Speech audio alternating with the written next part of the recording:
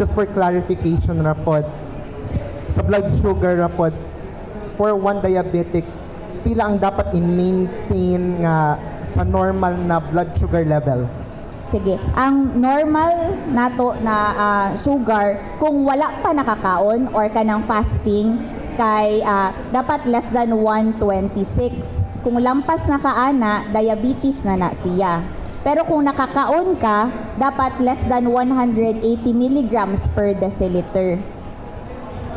Okay, so follow up lang pod, usa ang normal pod na weight or timbang sa usa ka tao na diabetic regardless kung kung dako og lawas or payaton? Actually, ang sa timbang, kinahanglan depende na siya sa atong katason. So, BMI ang ato ang ginatanaw. So, dapat ma-maintain nato ang normal BMI nato base sa ato ang height.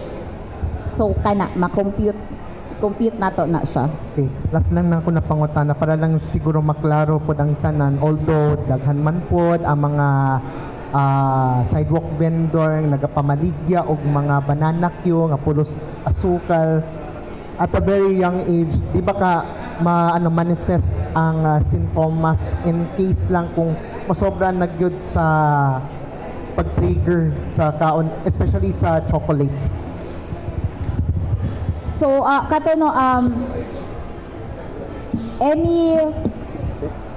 depende sa atong lifestyle. So, kung too much of everything is dili na gyud maayo. So, chocolates or banana Q, so banana na gani siya na pag siya kanang asukal. So, kung magpasobra ta sa ingana, taas jud ato ang chance na magkaroon og taas na sugar. Labi na kung genetic na jud tay family history unya kana lifestyle nato.